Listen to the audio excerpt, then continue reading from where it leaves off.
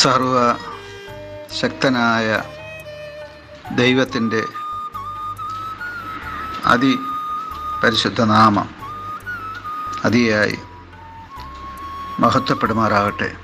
നിങ്ങൾ ശ്രവിക്കുന്നത് Jesus voice message.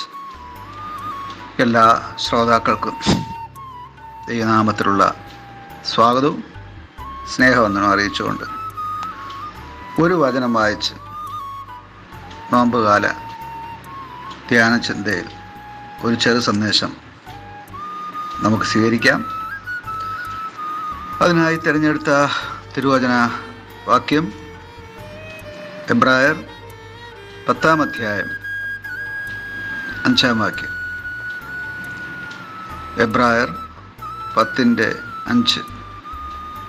ആകയാൽ ലോകത്തിൽ വരുമ്പോൾ ഹനനയാഗവും വഴിപാടും നീ ഇച്ഛിച്ചില്ല, എന്നാൽ ഒരു ശരീരം നീ എനിക്ക് ഒരുക്കിയിരിക്കുന്നു. കർത്താവിൽ പ്രിയരെ, നാം വായിച്ചു കേട്ട എബ്രായ ലേഖനം 10:5 ഒരു ശരീരത്തെക്കുറിച്ച് രേഖപ്പെടുത്തിയിരിക്കുകയാണ്. ക്രിസ്തുവിൻ്റെ ശരീരത്തെക്കുറിച്ചാണ് ഇവിടെ വെളിപ്പെടുത്തുന്നത്. എബ്രായർ 10-ാം അധ്യായം ന്യായപ്രമാണവും യാഗങ്ങളും കൊണ്ട് നിറഞ്ഞ ഒരു അധ്യായമാണ്. ഈ യാഗങ്ങളെക്കുറിച്ച് വിശദമായി ലേവ്യ പുസ്തകം 1 മുതൽ 5 വരെയുള്ള അധ്യായങ്ങളിൽ നാം കാണുന്നുണ്ട്. പല തരത്തിലുള്ള യാഗങ്ങൾ, കാളകളെ അർപ്പിക്കുന്ന, ആട്ടുകൊറ്റന്മാരെ അർപ്പിക്കുന്ന, അതുപോലെ തരിമാവ് കൊണ്ടുള്ള ഭോജനയാഗങ്ങൾ, ഹനനയാഗങ്ങൾ, പാപയാഗങ്ങൾ, അകൃത്യയാഗങ്ങൾ, ഇങ്ങനെ 5-6 തരത്തിലുള്ള യാഗങ്ങളെക്കുറിച്ച് ലേവ്യ പുസ്തകം 1-ാം അധ്യായം മുതൽ നാം കാണുന്നുണ്ട്. ഈ യാഗങ്ങളെല്ലാം ക്രിസ്തുനാഥൻ അഥവാ യേശു തൻ്റെ ശരീരത്തെ ക്രൂശന്മേൽ ബലിയർപ്പിക്കുന്ന ശരീരയാഗത്തിലേക്കുള്ള ചൂണ്ടുപലകകളാണ്. ഈ യാഗങ്ങൾ അഥവാ ലേവ്യ പുസ്തകത്തിൽ നാം കാണുന്ന പഴയ നിയമത്തിലെ ന്യായപ്രമാണപ്രകാരമുള്ള യാഗങ്ങൾ, ഈ യാഗങ്ങൾക്കൊന്നും മാനവരാശിയെ വീണ്ടെടുക്കുവാൻ, രക്ഷിക്കുവാൻ, നിത്യജീവനിലേക്ക് കൈപിടിച്ച് നടത്തുവാൻ സാധിക്കുമായിരുന്ന യാഗങ്ങളല്ല. പ്രത്യുത ഈ യാഗങ്ങളെല്ലാം കാൽവരിയിലെ യേശുനാഥൻ അർപ്പിച്ച ആ മഹായാഗത്തിലേക്ക് വിരൽ ചൂണ്ടുകയത്രേ ചെയ്യുന്നത്. ഇവിടെ നാം വായിച്ചു കേട്ട വേദഭാഗത്ത് ആ യാഗത്തിനായിട്ടുള്ള ഒരു ശരീരത്തെക്കുറിച്ചാണ് എഴുതിയിരിക്കുന്നത്.